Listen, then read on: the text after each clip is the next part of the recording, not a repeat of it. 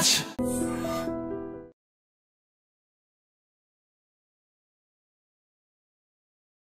కేరళలో final question రెండు ఉండే. ఒకటి సైబర్ క్రైమ్ ఎలాగుంది అక్కడ? రెండు పోలీస్ డిపార్ట్మెంట్‌లోకి వచ్చే వాళ్ళకి మీరు ఇచ్చే మెసేజ్ ఏంటి? అక్కడ పోలీస్ డిపార్ట్మెంట్ ఎక్కడైనా సరే ఇండియా ఆల్ ఇండియా సర్వీస్‌లో రావాలనుకున్న ఆస్పిరెంట్స్‌కి మీరు ఇచ్చే మెసేజ్ ఏంటి? ఇప్పుడు ఎక్కువగా కంట్రీ వైడ్‌గా సైబర్ క్రైమ్ ఎక్కువ ఉంది కాబట్టి కేరళలో కూడా రిపోర్టింగ్ ఎక్కువ ఉందా? తక్కువ ఉందంటారు? అయితే సైబర్ ఫ్రాడ్ అనేది కేరళలో చాలా బాగా రిపోర్ట్ అవుతుందండి, ఎక్కువ రిపోర్ట్ అవుతుంది. ఎందుకంటే పబ్లిక్ అక్కడ అవేర్నెస్ ఎక్కువ ఉంది, గ్రీడీ ఉందా? గ్రీడ్ ఒకటే కాదండి, గ్రీడ్ ఒకటే కాదు, అంటే రిపోర్టింగ్ ఎక్కువ. అంటే రిపోర్టింగ్ అంటే ఏంటంటే, ఇప్పుడు 100 మంది ఎఫెక్ట్ అయ్యారనుకోండి, 100 మంది 100 కాల్స్ చేస్తారు, నాకైందండి నాకైంది అంటే మనం ఎన్ని రిజిస్టర్ చేస్తాము? మీరైతే ఇక్కడైతే మేము 100 చేస్తాం మేము, మీరు మాకు 60-70 చేస్తాం అనుకోండి. అట్లా అయితే ఆ 100 చేసే వరకు కేరళలో ఎక్కువ ఉంది అనుకుంటాం మనం. కాకుంటే ఆ 100 వాటికి అన్ని కూడా మనం డిటెక్ట్ చేయలేము. మ్యాక్సిమం ఎఫర్ట్స్ చేస్తే 100లో 20-30 కామన్ కేసెస్ ఉంటాయి, సేమ్ ఫ్రాడ్స్టర్ ఉంటాడు. సో సైబర్ ఆపరేషన్స్ అని మేము ఒక సెపరేట్ వింగ్ ఓపెన్ చేసాము. 1930 నెంబర్ ఉంది కదా, అందరికి తెలిసిందే కదా. ఆ నెంబర్కి చేయడం వల్ల మనము we can stop the fund flow అనమాట. దాని తర్వాత ఆ ఫ్రాడ్స్టర్ని కనుక్కోవడం, వాడిని అరెస్ట్ చేసి తీసుకురావడము పెద్ద పని కదా.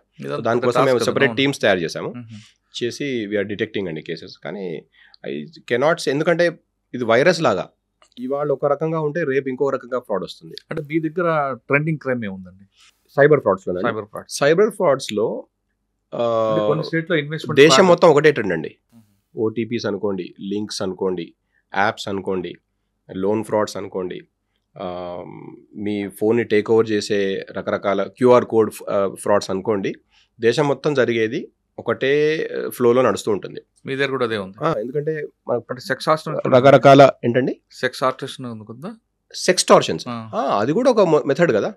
వీడియో కాల్స్ చేయడము, దాన్ని రికార్డ్ చేయడము, దాని తర్వాత ఎక్స్టార్షన్ చేయడము కామన్గా జరుగుతుంటుంది. ఏంటండి డిజిటల్ అరెస్ట్? డిజిటల్ అరెస్ట్ కూడా మేము ఏం చేస్తామంటే అవేర్నెస్ వీడియోస్ తయారు చేస్తాం. మా సోషల్ మీడియా హ్యాండిల్స్ ద్వారా ఈ అవేర్నెస్ వీడియోస్ చేసి అందరికీ పంపిస్తుంటాం అనమాట. ఎస్పెషల్లీ పిల్లలకి స్కూళ్ళలో చెప్పిస్తుంటాము, కాలేజీలలో చెప్పిస్తుంటాము. తర్వాత ఈ రెసిడెన్షియల్ అసోసియేషన్స్కి మేము వీడియోస్ చూపిస్తుంటాము, వాళ్ళ వాట్సాప్ గ్రూప్లో పంపిస్తుంటాము. ప్రతి ఎస్హెచ్ఓకి మన హ్యాండిల్ నుంచి డౌన్లోడ్ చేసుకొని రెసిడెన్షియల్ అసోసియేషన్స్కి పంపుతుంటారు అనమాట. కానీ చాలా అవేర్నెస్ ఎక్కువ ఉంటుంది కదండి, వాళ్ళు కూడా ఎలా పడుతున్నారు కేరళ పబ్లిక్? ఇప్పుడు ఎంత మంచి డ్రైవర్ అయినా రోడ్డు మీద యాక్సిడెంట్ కావద్దు అంటే అవుతుంటాయి కదండి. We cannot avoid it, we can only reduce it and we can mitigate the impact. కాబట్టి ఎందుకంటే ఇది వైరస్ లాంటిది. ఈ కోవిడ్ అన్న అప్పుడు వచ్చింది, దాని తర్వాత సెకండ్ కోవిడ్ వచ్చింది, ఇప్పుడు థర్డ్ కోవిడ్ వస్తుంది. Virus will keep on changing, so fraudsters will change their modus ఆపరండి. Okay sir, Kerala state మొత్తం మీద కన్విక్షన్ రేట్ ఎలా ఉంటుందండి?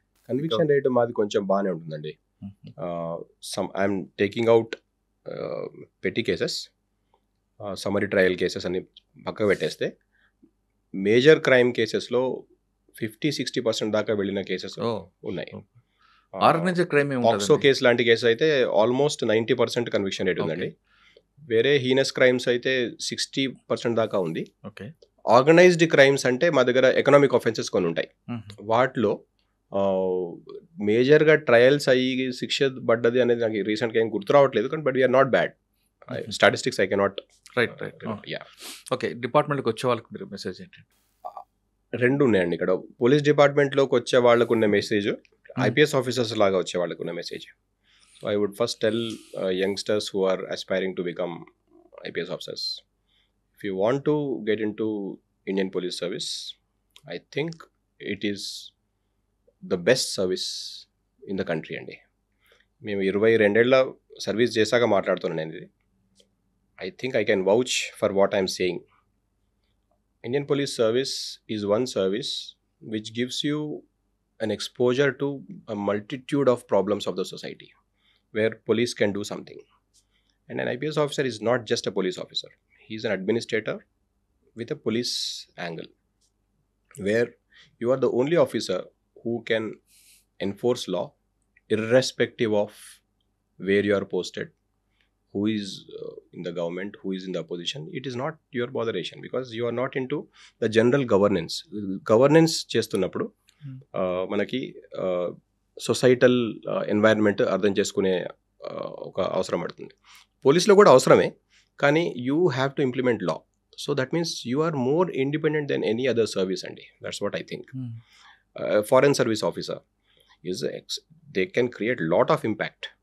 Indian administrative service officer, they can create lot of impact. Indian revenue service officer, they can create lot of impact. But as a police officer, as an IPS officer, what I felt was I am more independent as a civil servant than any other service anna kanipistundandi. Ante law is above everything. Constitution, law is above everything, and I am the agent of enforcing that law. So that means I have the authority and I have the independence of implementing the law irrespective of who is where. నేను చెప్పింది అర్థమైంది అర్థమైంది. అదండి. కానీ మీలాంటి వాళ్ళు ఒక డిపార్ట్మెంట్కి వచ్చిన తర్వాత ఒక డెడికేటెడ్గా పనిచేస్తూ ప్యాషన్గా చేసుకొస్తుంటారు. కానీ ఇప్పుడున్న జనరేషన్లో కొంతమంది ఆఫీసర్లు ఫస్ట్ పోస్టింగ్లో ఉంటే కరప్షన్ వైపు వెళ్ళడం మనం ఏ విధంగా చూస్తున్నాం? వింటున్నామండి. అదొకటి, కరప్షన్ ఒకటి, ఎథిక్స్, ఈ రెండిట్లో ఎక్కడో మిస్ అవుతుందన్న ఫీలింగ్ వస్తుంది. అవునండి, అది నేను కూడా అబ్జర్వ్ చేస్తున్నాను. కాకుంటే ప్రతి generation things that they are better than the next generation అండి. అది ఉన్నదే కదా. కానీ సివిల్ సర్వీస్ అయితే కొంచెం ఇబ్బంది ఉంటుంది. వేరే వాళ్ళు అంటే దే థింక్ అంటే నేను ఏమంటున్నా అంటే ఇప్పుడు మా generation of civil servants will think that the next generation is not as good professionally or ethically. అట్లా అనుకునే అవకాశం ఉంది. నేను అట్లా అనుకోవట్లేను, కానీ ఆ జనరేషన్ వాళ్ళు నెక్స్ట్ జనరేషన్ అట్నే అనుకునే అవకాశం ఉంది. 1 or 2 ఎగ్జాంపుల్స్ ఉంటాయండి, ప్రతి ఫీల్డ్లో ఉంటాయి. సివిల్ సర్వీసెస్ కానివ్వండి, కార్పొరేట్ కానివ్వండి, ఎక్కడైనా కానివ్వండి. కొన్ని ఎగ్జాంపుల్స్ సివిల్ సర్వీస్ లో అయితే వాళ్ళు పబ్లిక్ సివిల్ సర్వీస్ ఎఫెక్ట్ అవుతారు, ఎక్కడో చూస్తారు అటువంటి. ఎందుకంటే when civil servant is doing something wrong, society gets disappointed. ఎందుకంటే ఇంత కష్టపడి వీళ్ళు చదువుకున్నారు, పని చేస్తున్నారు, ఇంత మంచి సెలక్షన్ సిస్టమ్ ఉంది, ఇదంతా అయినాక కూడా వీళ్ళు ఇట్లాంటి కేసుల్లో పడుతున్నారు అంటే there is something wrong somewhere అన్నట్టే కదా. అవును. అయితే మన సెలక్షన్ సిస్టమ్ మనం ఎంత పకడ్బందీగా చేసినా అంటే ఎక్కడో ఒక కొన్ని మిస్టేక్స్ జరుగుతుంది. అంటే మనం బియ్యం చెరుగుతుంటే అన్ని రాళ్ళు జరుపుతాం కదా, ఎక్కడో రాయి ఎక్కడో పడిపోతుంది. అది ఆ ఒక్క రాయి పడడం వల్ల బియ్యం అంతా పారేయం కదా. ఆ బియ్యాన్ని అంతా మనం చెడ్డ బియ్యం అని పడేయం కదా. ఆ ఒక్క రాయిని తీసేస్తే చాలు. సో పర్ఫెక్ట్ సిస్టమ్స్ ఉండాలి. రాయి తిన్నవాడు అంటాడు కదా, బియ్యంలో అన్నంలో రాయి ఉంది అని అంటాడు. ఆ ఇరిటేషన్ కానీ ఆ ప్రాబ్లం ఉంటుంది, ఇట్స్ ఎ బిగ్ ప్రాబ్లం. కానీ నేను అనేది ఏంటంటే మనం we should not lose hope. ఆ ఒక్క రాయిని పక్క పెట్టండి, ఇంకా రాళ్ళు కాకుండా ఏమేం చేయాలో చూసుకోండి. ఎక్కడ ఏ రంధ్రం నుంచి ఆ రాయి బయటకు వచ్చిందో ఆ రంధ్రం కనుక్కోండి, దాన్ని తగ్గించండి.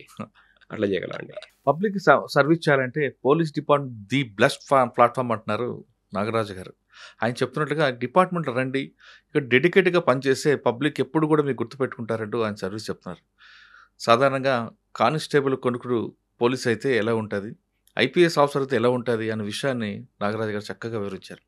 వాళ్ళ నాన్నగారు పోలీస్ డిపార్ట్మెంట్ పనిచేసిన ఆయన కూడా ఎప్పుడు కూడా తన కొడుకు ఐపీఎస్ అని ఎక్కడ చెప్పుకొని గర్వపడలేదు.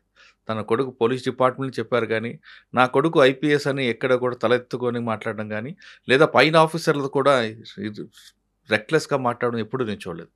నాగరాజు గారు కూడా తండ్రి బాటలు నడుస్తున్నారు. ఖచ్చితంగా కేరళలో నాగరాజు గారు వైఫ్ ఇద్దరు కూడా మంచి పేరు తెచ్చుకుంటారని, తెలుగువారి సత్తా సాటుతారని భావిద్దాం.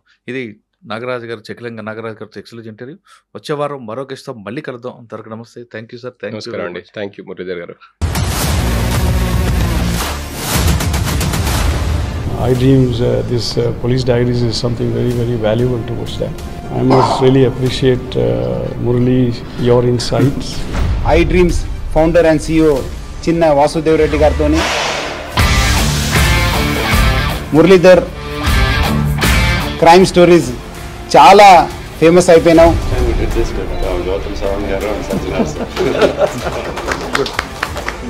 Well done. Congratulate him for doing so well, and I congratulate him, his boss also, for doing so well.